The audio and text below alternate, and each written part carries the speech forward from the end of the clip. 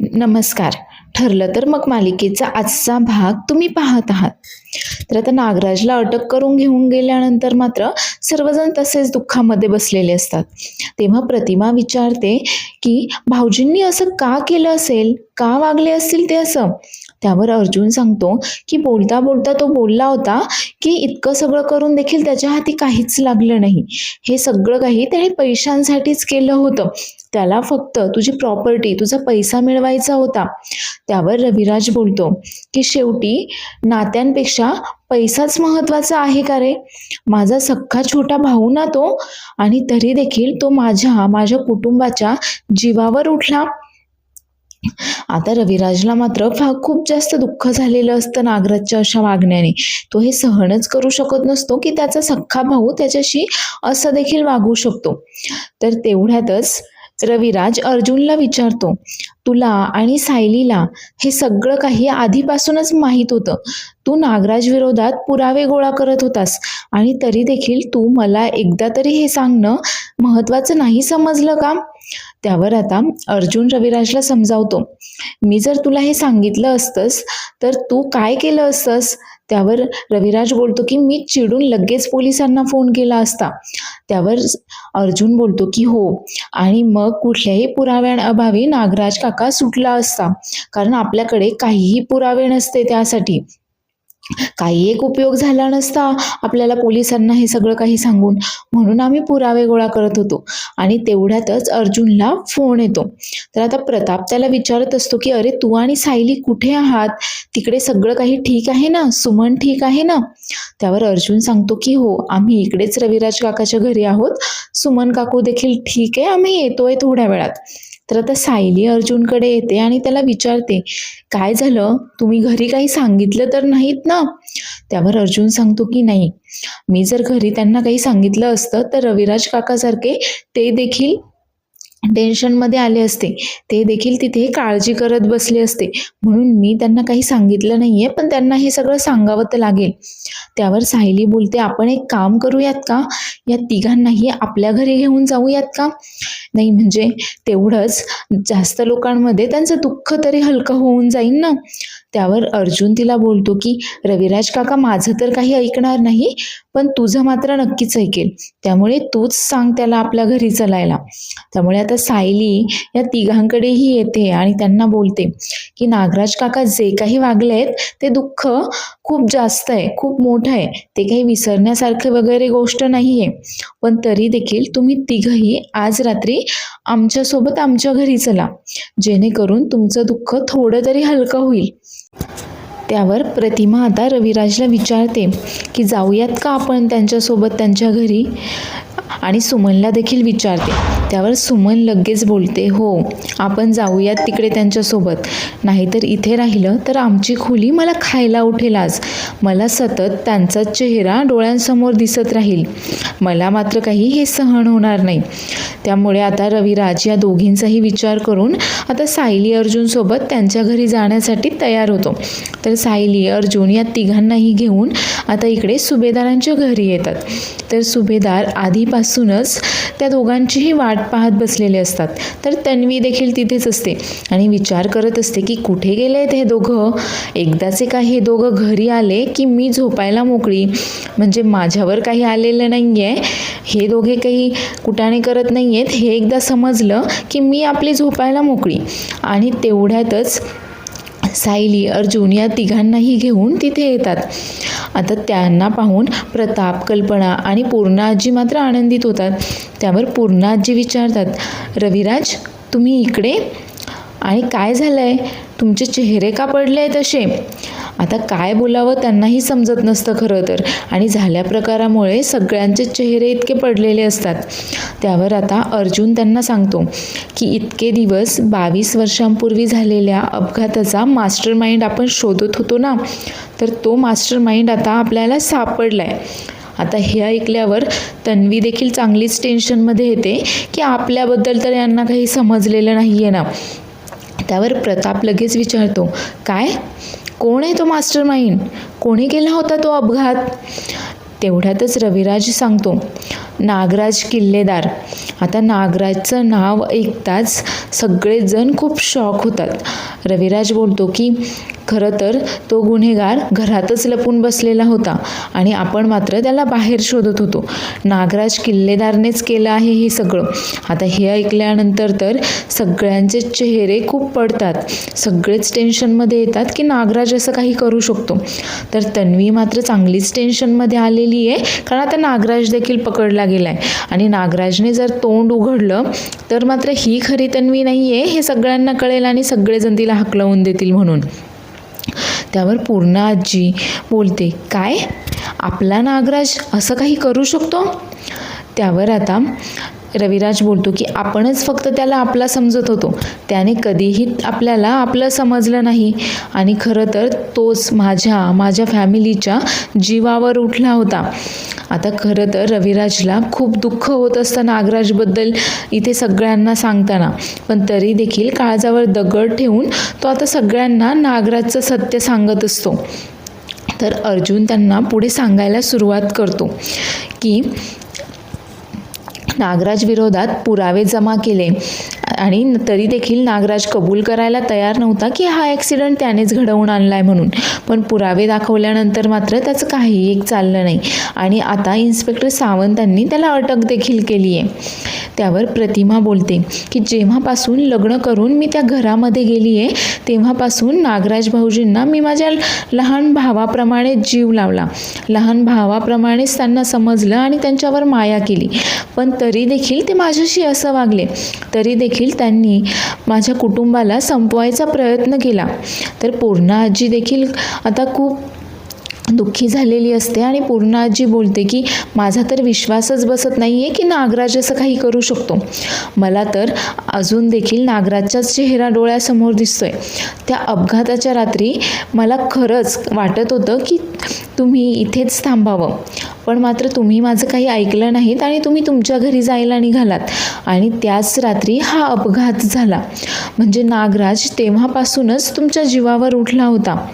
तर तन्वी मात्र इकडे विचार करत असते की चला, म्हणजे मला त्रास देणारे महिपत आणि नागराज दोघंही पोलीस कोठडीत आहे हे तर बरं झालं, पण आता दोघांनीही तोंड उघडायला नकोय, नाहीतर या लोकांना जर समजलं की खरी तन्वी मी नाही आहे आणि मी काय काय केलं आहे, मग मात्र हे लोक लगेच मला घरातून हाकलवून देतील. त्यामुळे त्या दोघांना अटक झाल्यामुळे आता तन्वीचा देखील चांगलाच बँड वाजलाय. तर आता सायलीच सगळ्यांना बोलते की मला समजतंय जरी घशाखाली घास जाणार नसला तरी थोडं थोडं का होईना सगळ्यांनी जेवायला हवंय. मी स्वयंपाकाची तयारी करते, तोपर्यंत तुम्ही सर्वजण बसा इथे. तेवढ्यातच कल्पना तिला बोलते की सायली चल मी तुला मदत करते. त्यावर सायली बोलते की नका आई, राहू देत, तुम्ही देखील इथेच बसा सर्वांसोबत, मी आणि विमलताई काय ते स्वयंपाकाचं पाहून घेऊ. तर तेवढ्यातच सुमन बोलते की नाही, मला भूक नाही आहे, मी काही जेवणार नाही आहे. त्यावर आता सायली आणि अर्जुन दोघेही मिळून त्या तिघांनाही समजावतात की जरी भूक नसली तरी गरजेपुरतं का होईना, थोडंसं का होईना खायला तर हवंय ना. तर इकडे हा सचिन आणि समीरा आता मस्त लॉंग ड्राईव्हला जाऊन बाहेरून डिनर करून वगैरे आलेत. तरी समीरा सांगतीये की आज खूप दिवसांनंतर बाहेर पडल्यानंतर खरंच खूप छान वाटलं, नाहीतर किती दिवस मी घरामध्येच होते, चांगला मूड फ्रेश झाल्यासारखं वाटतंय मला. त्यावर आता सचिन तिला बोलतो की हो ना, आणि म्हणूनच इतके दिवस मी तुला सांगत होतो की आपण लंचसाठी डिनरसाठी बाहेर जाऊयात, नाही काही तर लॉंग ड्राईव्हसाठी तरी जाऊयात, तुझा असाच मूड फ्रेश होईल म्हणून. आणि तो तिथून निघून जातो. तर हे आता समीराही मोबाईल पाहत असते आणि तेवढ्यातच तिला बातमी दिसते की रविराज किल्लेदार यांचा भाऊ नागराज किल्लेदार याला पोलिसांनी अटक केली आहे आणि त्याच्यावर रविराज किल्लेदारांचा 22 वर्षांपूर्वी झालेला अपघाताचा आरोप आहे. आता ही बातमी पाहून तर समीरा चांगली चक्करमध्ये आलेली पाहायला मिळते. एकतर आता महिपत देखील जेलमध्ये, ही त्याला देखील भेटायला जाऊ शकत नाही आहे आणि तिला वाटत होतं की नागराज तिची मदत करतोय, पण आता तर नागराज देखील स्वतःच पोलिसांच्या तावडीत आहे. तर इकडे सुमन मात्र खूप शांत बसलेली असते आणि फारच दुखावलेली गेलेली असते. आता हे सायलीच्या लक्षात येतं आणि सायली तिच्याशी बोलायला येते. तेव्हा सुमन विचारते सायलीला, सायली अगं हे सगळं काही माझ्यामुळे झालं आहे ना? अगं माझ्या नवऱ्यामुळे तुम्हाला सगळ्यांना इतका त्रास होतोय हे नाही गं पाहावत मला. आता सायली सुमनला समजवायचा प्रयत्न करत असते. तर सुमन पुढे बोलते की हे खूप मोठ्या मोठ्या बाता करायचे गं. मी असा बिझनेस करेल, मी तसा बिझनेस करेल, मी बिझनेस करून एवढा पैसा कमावेल वगैरे वगैरे. पण मला काय माहीत होतं की यांना कधी मेहनत करायचीच नव्हती. यांना तर फक्त फुकटचा पैसा हवा होता. यांना फक्त पापाचा पैसा हवा होता गं. मेहनत तर करायचीच नव्हती यांना. खरं तर माझ्या हे वेळेच लक्षात आलं असतं तर मी यांना थांबवू शकले असते का गं? या सगळ्यामध्ये माझीच चूक आहे ना? त्यावर सायली आता सुमनला समजावते की सुमन काकू या सगळ्यामध्ये तुमची काही एक चूक नाही आहे. अहो गुन्हेगार गुन्हा करायच्या वेगवेगळ्या वाटा शोधतच असतो की. आणि जरी तुमच्या लक्षात आलं असतं आणि तुम्ही त्यांना थांबवायचा प्रयत्न केला असतात तरी ते थांबले असते का? त्यांनी त्यांचा गुन्हा सोडला असता का? तर सायली इकडे पाहते तर इकडे देखील सगळे सुभेदार आता असे टेन्शनमध्ये, रविराज, प्रतिमा देखील खूप टेन्शनमध्ये सगळेजण बसलेले असतात. कोणीही कोणाशी काही एक बोलत नसतं.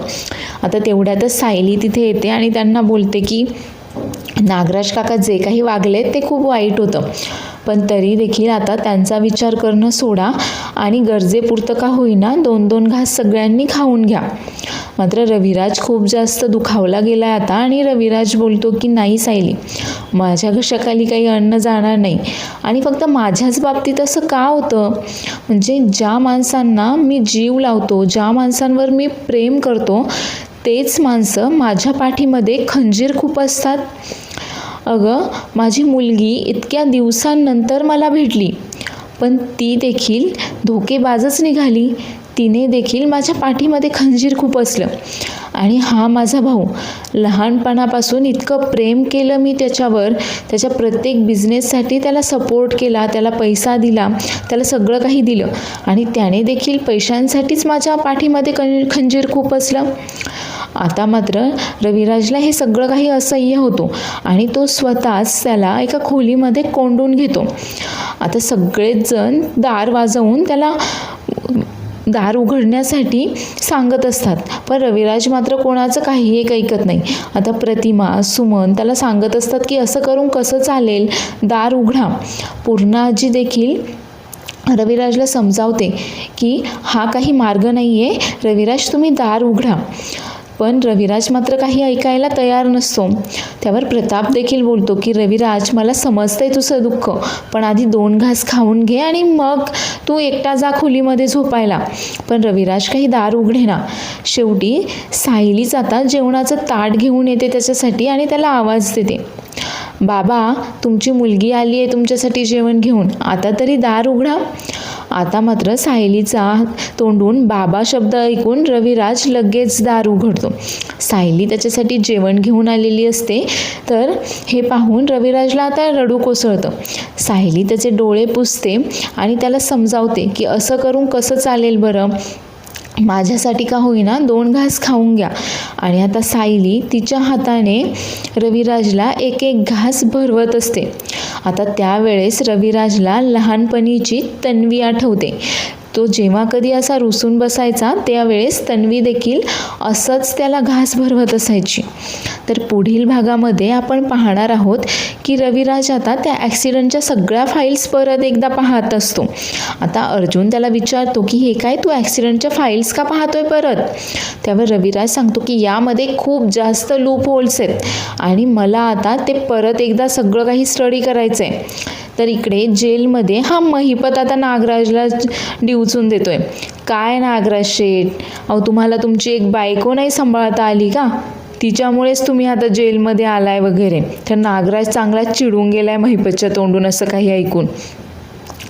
तर इकडे अर्जुन सायली आणि रविराजला सांगत असतो की FIR वगैरे फाईल झालं आहे, सगळं काही झालं आहे आणि आज नागराज काकाला कोर्टामध्ये हजर करावं लागेल आणि आज त्याला त्याच्या पापांची, त्याच्या गुन्ह्याची शिक्षा मात्र नक्कीच मिळेल. तर आता नागराजला त्याच्या गुन्ह्यांची शिक्षा मिळेल का, महिपत आणि नागराज मिळून तन्वीचं भांडं फोडतील का, हे पाहण्यासाठी पुढील एपिसोड पाहायला देखील विसरू नका. आणि हा एपिसोड आवडला असल्यास चॅनेलला लाईक, शेअर आणि सबस्क्राईब करायला देखील विसरू नका. धन्यवाद.